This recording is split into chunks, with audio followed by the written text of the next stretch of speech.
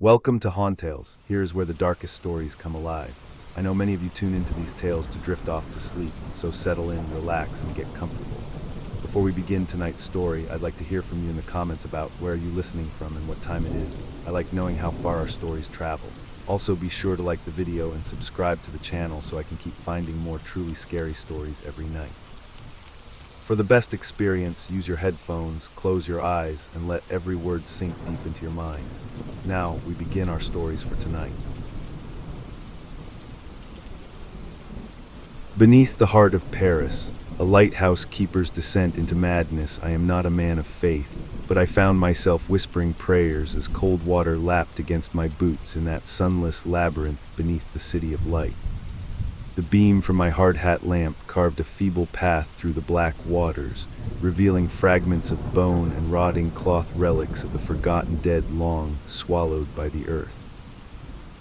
I was a relief lighthouse keeper, a solitary sentinel standing guard at the edge of reason, but never in my years on that lonely rock had I faced such an abyssal dread as I did in those flooded catacombs. The morning began like any other, with me reporting to the arrondissement's municipal office and receiving instructions for my assignment. But when I descended into the sprawling network of tunnels beneath the city, it became clear that this was no ordinary drainage survey. My compass spun wildly as if possessed, and every clock and watch in my bag had stopped at exactly 3:17 a.m., a detail that would have sent shivers down my spine if I were prone to such fancies. My first anomaly came when I stumbled upon a chamber unlike any other. Its walls bore intricate carvings of celestial bodies, their once pristine lines now faded and marred by time. A single word repeated in the language of the heavens, in nominandum. I recognized it from ancient manuscripts, the unnameable. In my professional capacity, I dismissed it as an idle whimsy of the long-dead tomb builders, yet a nagging unease lingered. Soon after, I encountered something that shattered my rationality. A locked room appeared on no floor plan, its heavy door adorned with symbols of protection against eldritch horrors. It opened to reveal an alcove bathed in warm light, and within it, a sight so utterly alien that it defied comprehension. An embryo floated in a glass orb, connected by a mass of pulsating tendrils to a metallic device shaped like a hand. The fingers clutched a small book bearing the same word inscribed on the chamber's walls, in nominandum. I should have fled then, but curiosity held me captive. I touched the glass and the embryo stirred, unfurling tiny wings before returning to its dormant state. The sight of it stirred something deep within me, a primal terror that resonated in my bones. I retreated, locking the door behind me, promising never to speak of what I'd seen. False relief washed over me as I resumed my survey, but soon enough, the catacombs revealed their true nature.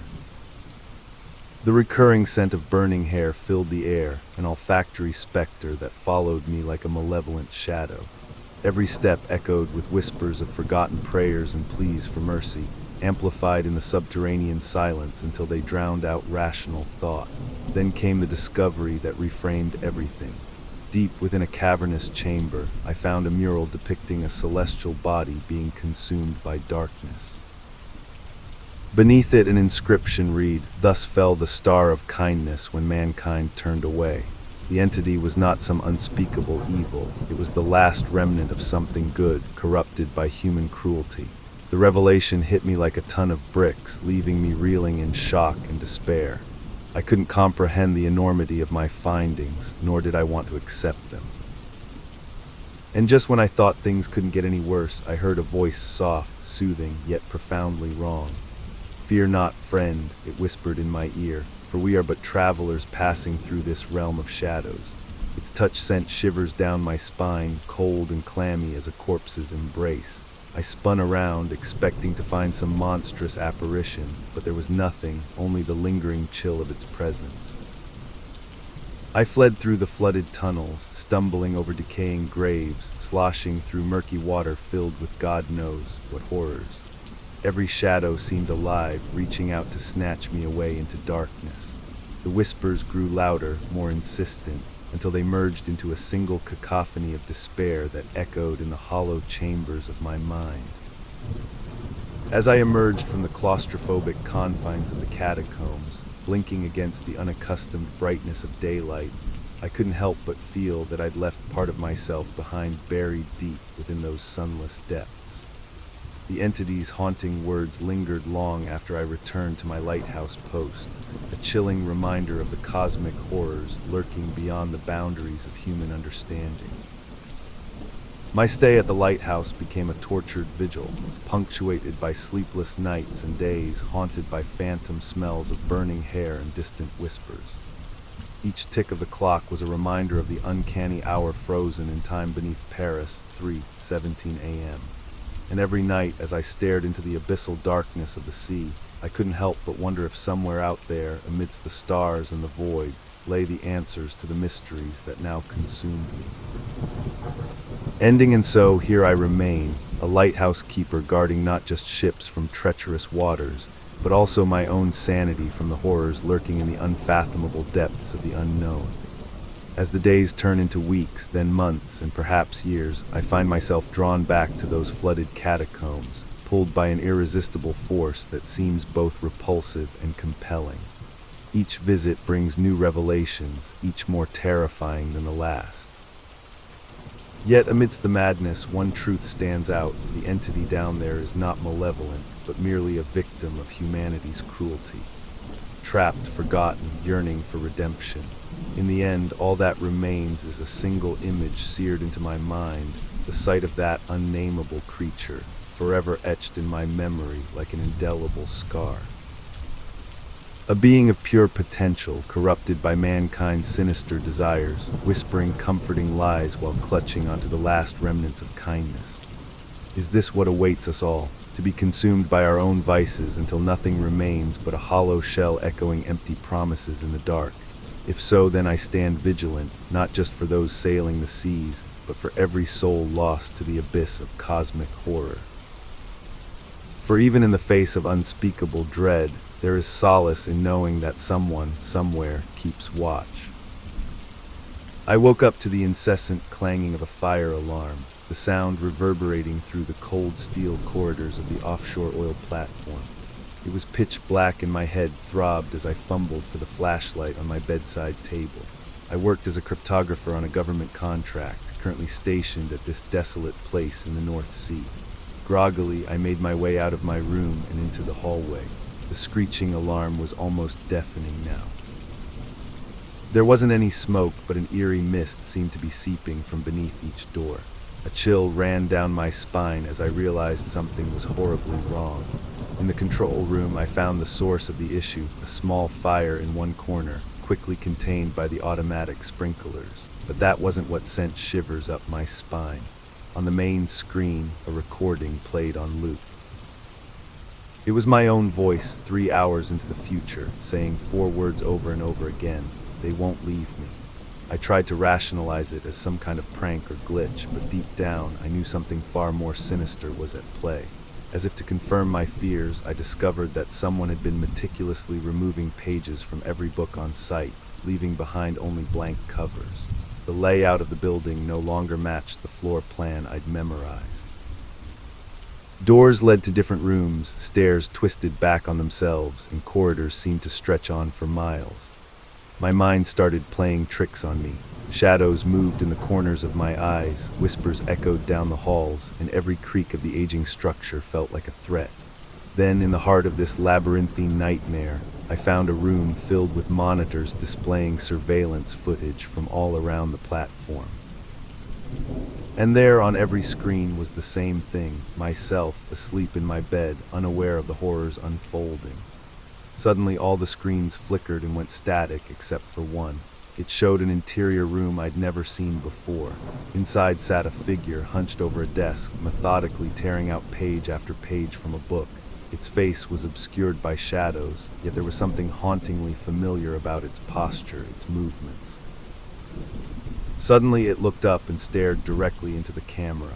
Despite the lack of detail, I felt a palpable sense of malevolence emanating from the screen. Then, just as quickly, it returned to its task, leaving me standing alone in the dimly lit control room, trembling with fear. Just when I thought things couldn't get any worse, I made a discovery that reframed everything I thought I understood about what was happening. The entity wasn't threatening us, it was warning us. Each action, while seemingly malevolent, was actually designed to protect.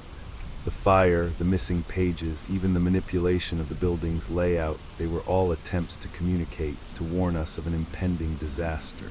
As I raced against time to decipher the cryptic messages, the platform suddenly lurched violently. Alarms blared louder than ever before, and red lights flashed ominously. In my desperation, I managed to crack the code just moments before everything went dark. I stared at the screen, my heart pounding in my chest as the words scrolled past. Evacuate now. The platform is unstable. You have 1 hour. The last thing I saw was that single image of the sea swallowing up the rig, a sight both terrifying and awe-inspiring in its raw power. And then there was nothing but blackness. The chalet at the edge of oblivion, I had eagerly anticipated my sojourn to the desolate ski chalet, nestled in a secluded enclave of the French Alps.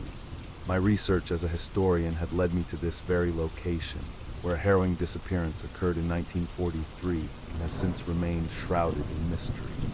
The biting cold greets me as I step out of the hired snowcat, an ominous harbinger of the isolation that awaits me during my extended stay. The chalet looms before me, a relic of a bygone era, its architectural grandeur swallowed by the insatiable maw of time. The heavy front door groans in protest as I push it open, unleashing an unsettling mustiness that coats my throat and lungs. My footsteps echo through the vacant halls, punctuated only by the distant melody of a creaking support beam or the guttural growl of an ancient heating system. I quickly settle into my new surroundings, unloading my belongings and setting up my workspace in what was once the library. The room is lined with moth-eaten tomes and brittle newspapers that crinkle under my touch, their contents whispering tales of wartime atrocities and forgotten lore. As I delve into my research, I stumble upon an article detailing the unexplained disappearance of a local family during World War II.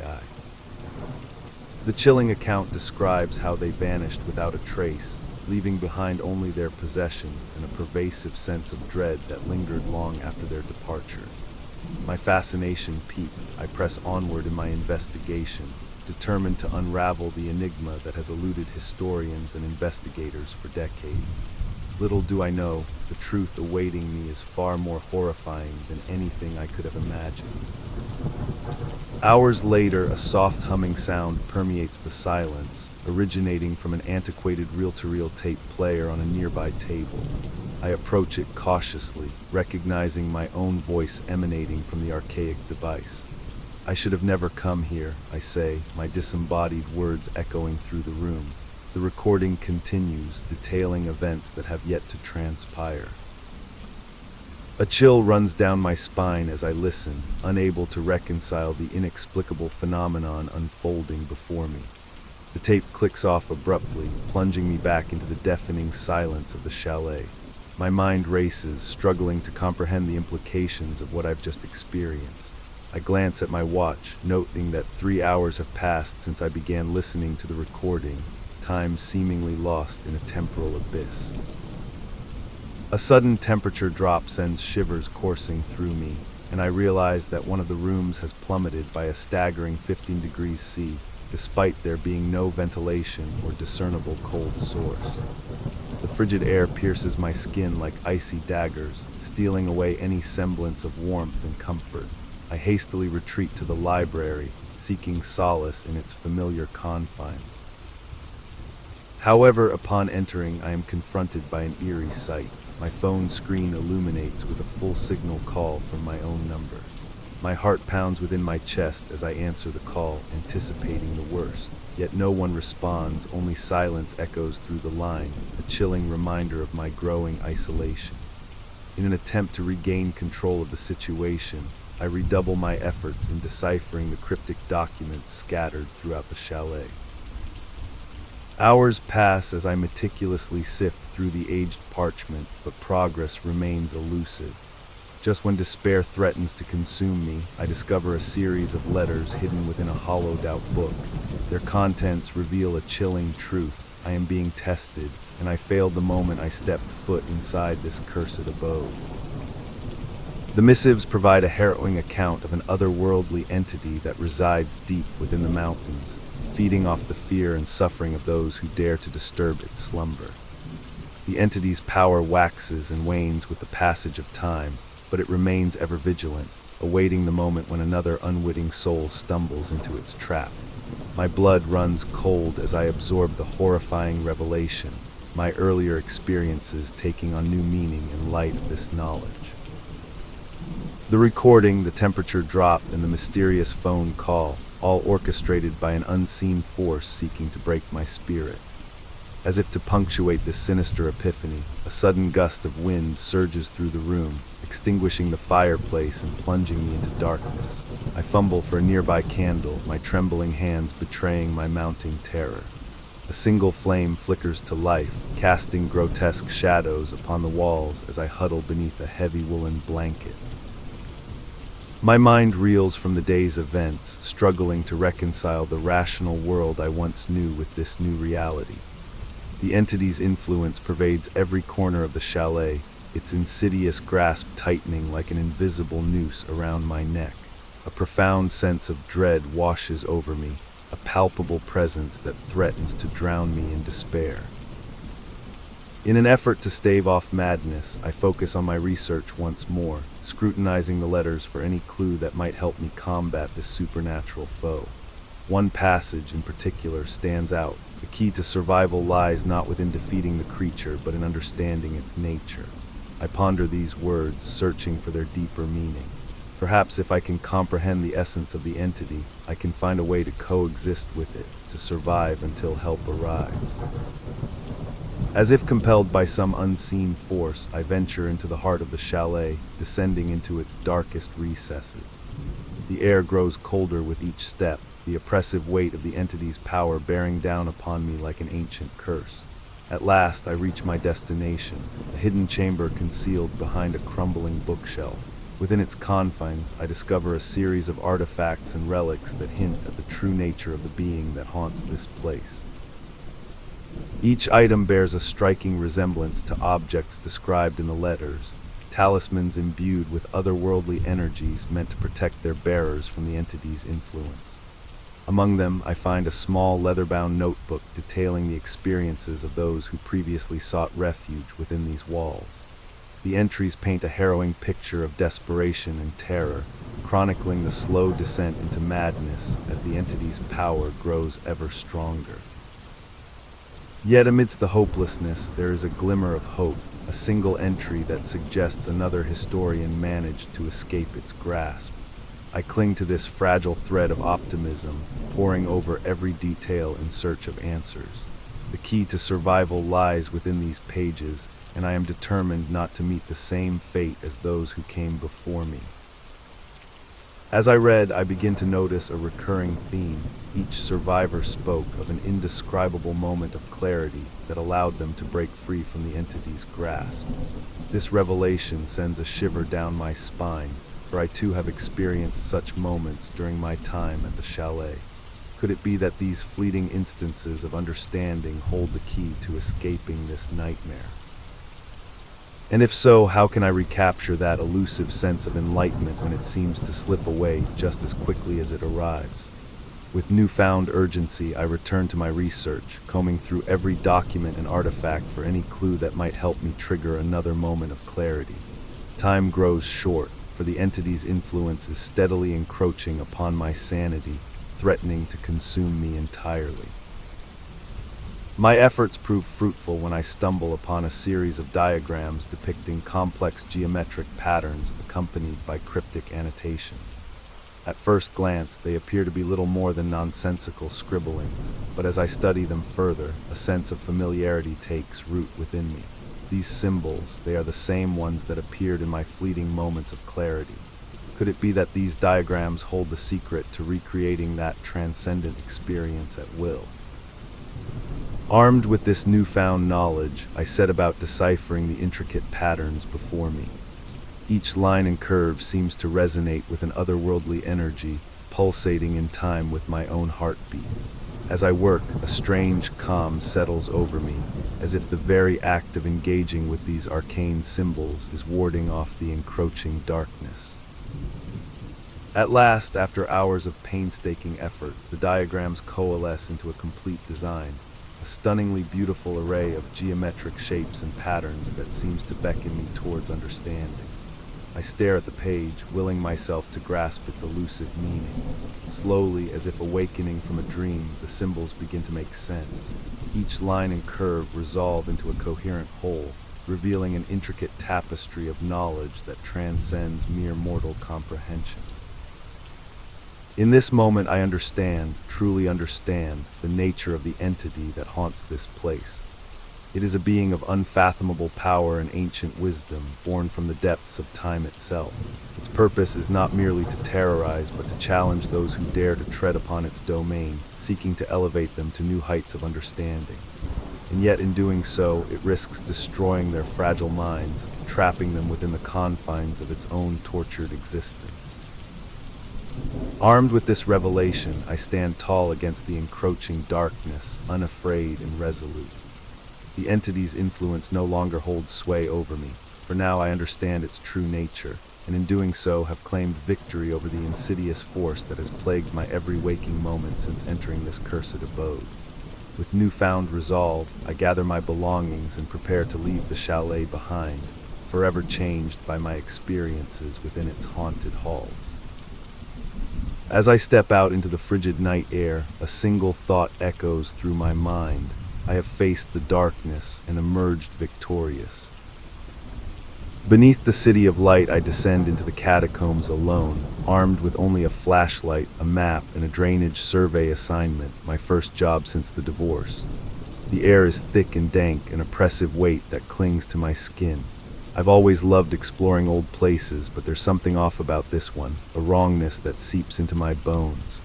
The beam of my flashlight carves through the darkness, illuminating centuries-old bones stacked high on either side of me. The musty smell of decaying earth and damp fabric fills my nostrils. I shiver despite the humidity, my breath misting in front of me as I consult the map, tracing my route through the labyrinthine tunnels. A distant echo of dripping water breaks the silence, punctuated by the occasional drip closer to me, a constant reminder of the relentless flow of time and water above. A drop lands on my helmet with a soft plunk, sending a shiver down my spine. I shake it off and continue forward. As I navigate the twisting passages, I notice a faint glow emanating from up ahead. Strange, my flashlight is the only source of light I have. Perhaps there's an exit nearby or another entrance allowing natural light to filter in. But as I approach, the source of the light becomes clear, an ancient, dust-covered lamp, its flame flickering weakly. I hesitate for a moment, considering whether to trust this new development, but my curiosity gets the better of me. I pick up the lamp and continue my journey. The tunnels begin to slope downward, leading me deeper beneath the city. Water seeps in from cracks in the walls, forming puddles that grow larger with every step. Soon, I'm wading through ankle-deep water, the chill seeping into my boots and numbing my toes. A sudden splash echoes through the darkness, sending my heart racing. Rats most likely, but still I can't shake the feeling of unease that settles over me like a shroud. I resume my trek, only to be stopped short by an unexpected sight, a small battery-operated radio submerged in the water, still playing a haunting melody. The notes seem to drift through the air, wrapping around me like tendrils of smoke, a child's lullaby sung in French. I recognize it as Au Clair de la Lune, a tune I haven't heard since my childhood. I shiver, though not from the cold this time. The hairs on the back of my neck stand on end as I reach down to pick up the radio, half expecting it to stop working at my touch. Instead, the music continues uninterrupted, filling the silence with its eerie cadence. My foot brushes against something soft and yielding in the water, something that definitely shouldn't be here. I direct my flashlight downward, revealing a tattered journal floating amidst the debris. Its pages are bloated and stained, but legible.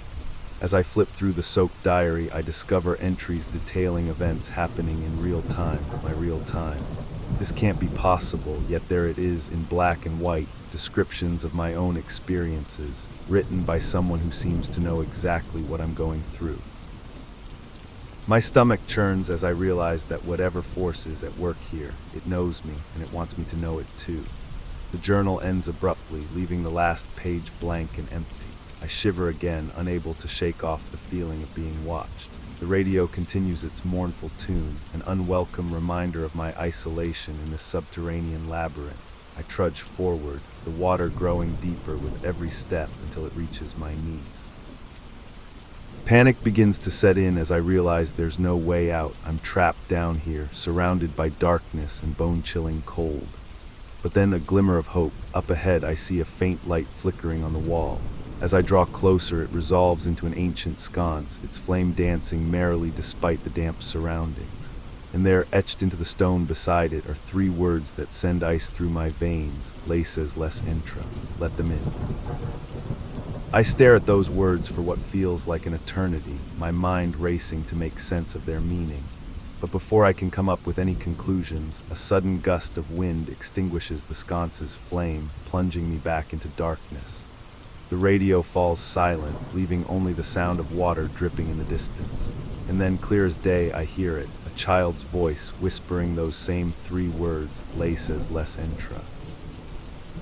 I whirl around, shining my flashlight into every shadowy corner, but there's nothing there, just more damp stone and bone-white skulls staring blankly back at me.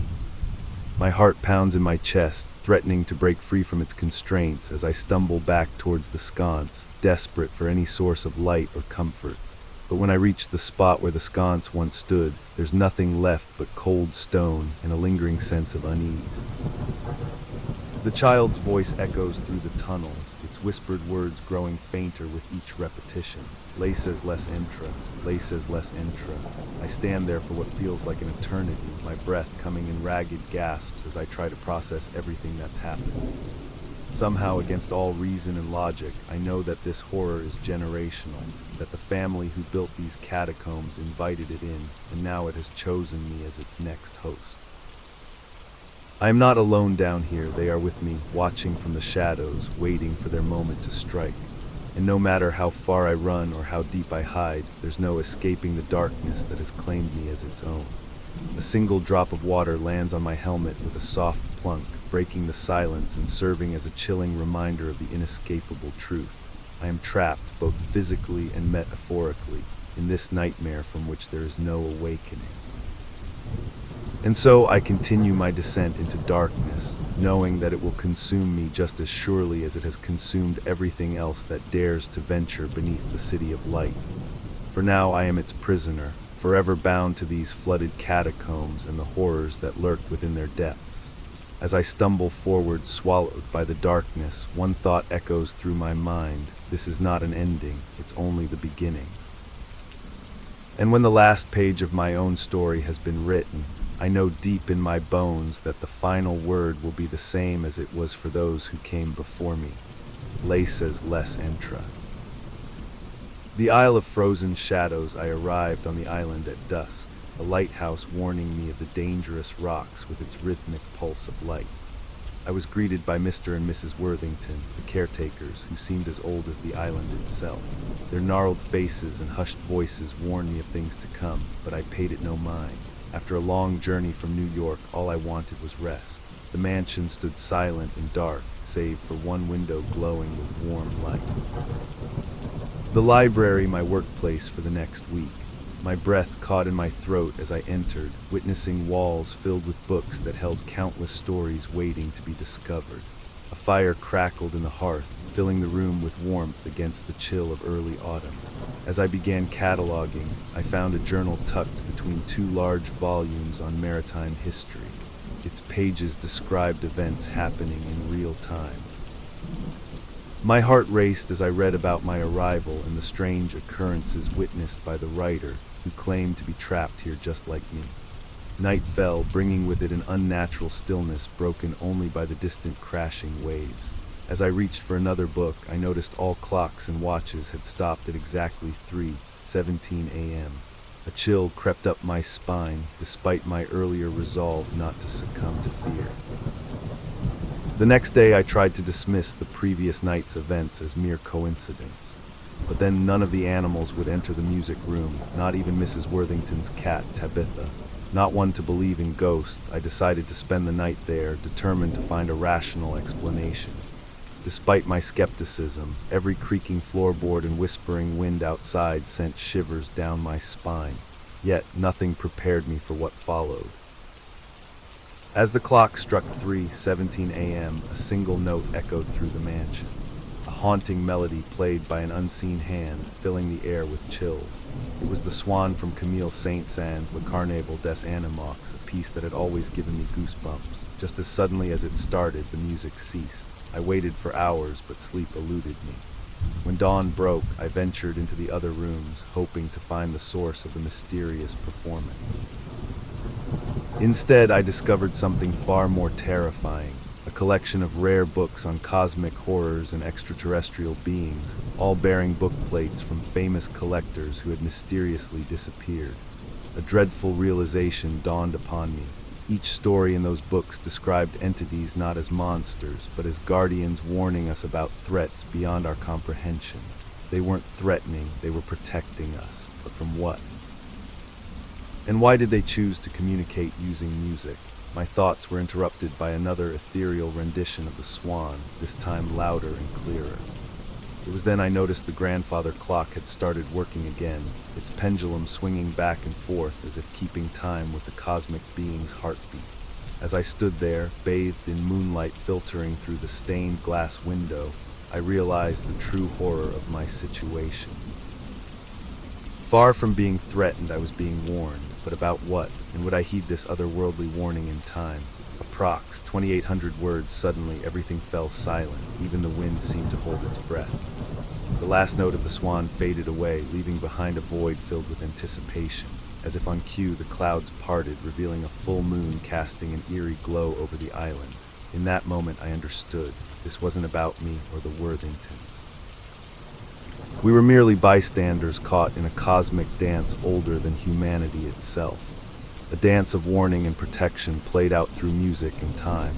With renewed determination, I decided to decode the entity's message. If I could understand why it was warning us, perhaps I could help prevent whatever catastrophe it foretold.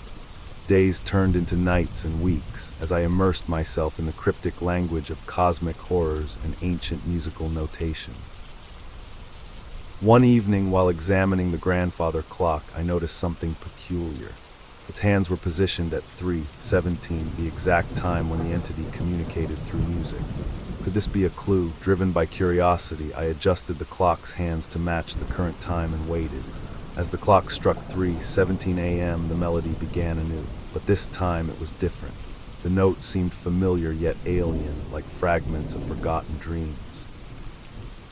As they resonated within the mansion, I felt a strange connection forming between the music, the entity, and myself. Then, just as suddenly as it started, the music stopped. A single image lingered in my mind, a swirling vortex engulfing the island. An impending doom, or was it a call for help? I couldn't tell. All I knew was that I had to find a way to decipher this cosmic riddle before it was too late. Days turned into nights and nights into days as I worked tirelessly on decoding the entity's message. My meals became irregular, often forgotten in the face of my relentless pursuit. Mrs. Worthington would occasionally knock at my door with a tray of food, her worried eyes reflecting the same creeping dread that had taken hold of me. One day, while poring over an ancient tome on extraterrestrial beings, I stumbled upon a passage describing a symbiotic relationship between cosmic entities and human consciousness. They communicated through sounds and symbols, often using music as a medium. This revelation sent chills down my spine. Could the entity be trying to establish such a connection with me? That night, the melody returned, stronger than ever. It filled every corner of the mansion, wrapping around me like a spectral shroud. As I listened, I allowed my mind to drift, surrendering control to the cosmic force. Images flooded my consciousness, visions of distant galaxies, swirling vortexes, and looming threats beyond human comprehension. Among them, one stood out, a hand reaching out from the chaos, offering salvation. The realization hit me like a wave. The entity wasn't threatening us, it was warning us, pleading for help. But from what? And how could I possibly make a difference against such cosmic forces? As these questions swirled in my mind, the music faded away, leaving behind an unsettling silence. The following days were consumed by frantic research and desperate attempts to understand the entity's message. Each night as the clock struck 3:17, I listened to the melody, allowing it to guide me through labyrinthine texts on cosmic horrors and extraterrestrial beings. Then one night everything changed. As the final note of the swan echoed through the mansion, a sudden realization dawned upon me. The entity wasn't just warning us, it was showing us a way out, a path to safety amidst the impending doom. Emboldened by this discovery, I spent the remaining nights working on a plan. Using my knowledge of the entity's language and the clues hidden within its melody, I prepared a makeshift beacon designed to attract the entity's attention. If my theory was correct, it would lead the entity to guide us to safety. Finally, the fateful night arrived. As the clock struck 3:17, I activated the beacon and waited.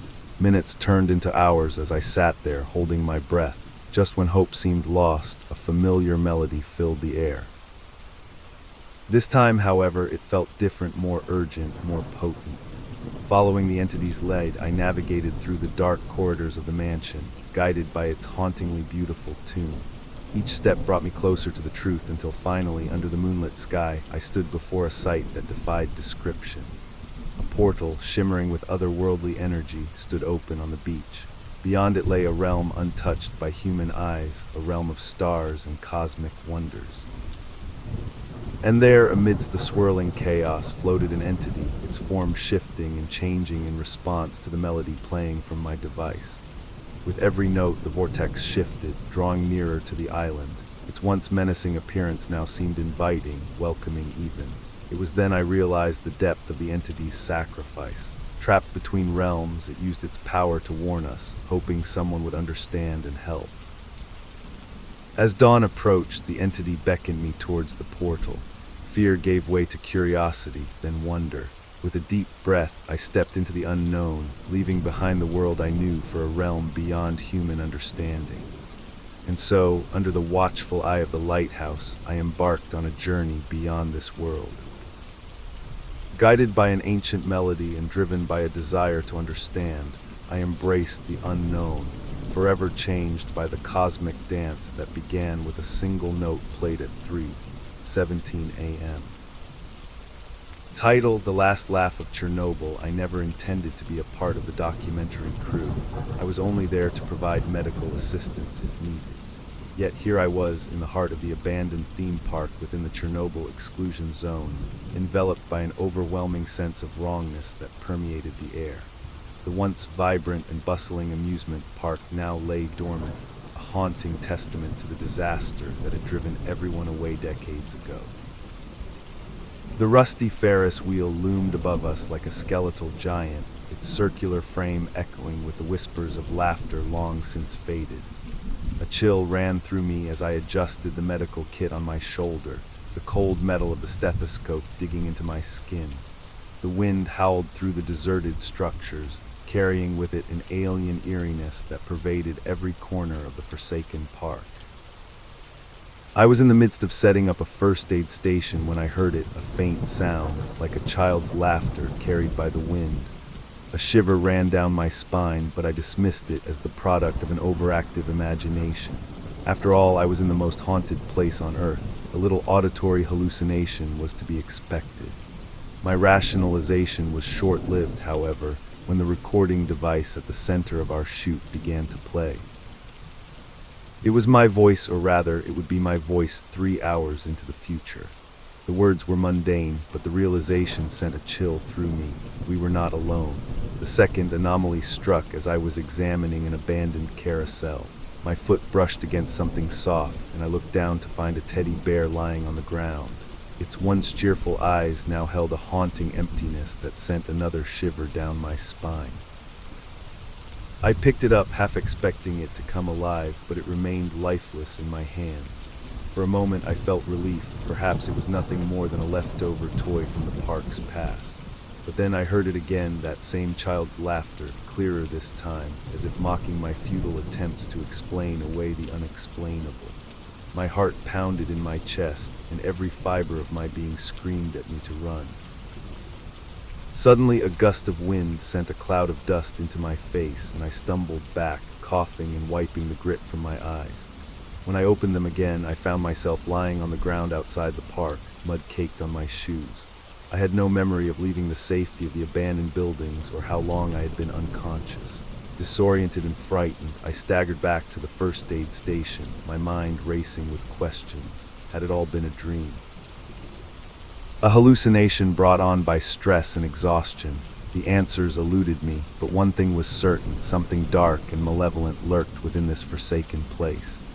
The discovery that reframed everything came in the form of an old photograph, yellowed with age and curled at the edges.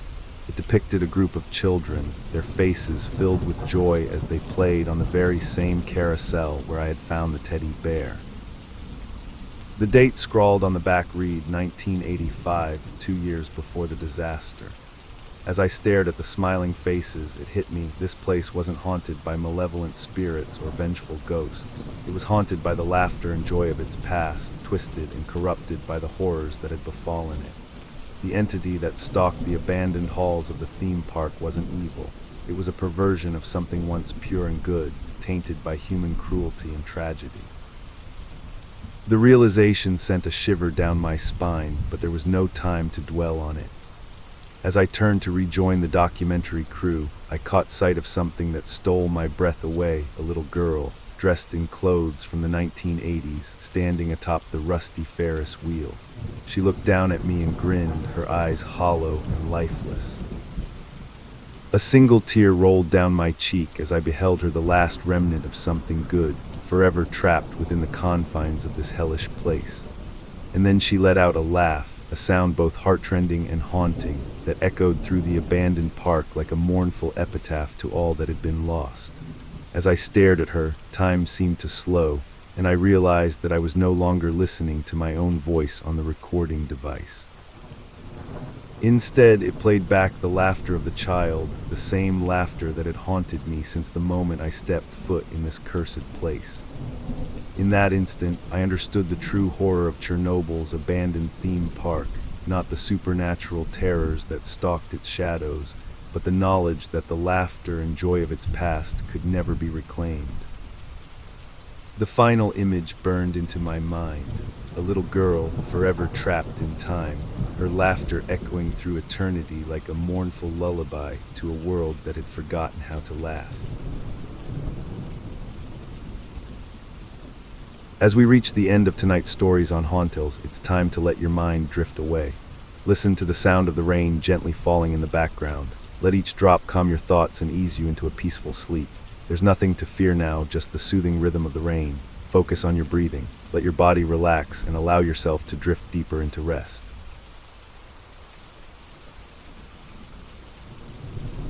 Sleep peacefully, and we'll meet again tomorrow night for another story. Good night.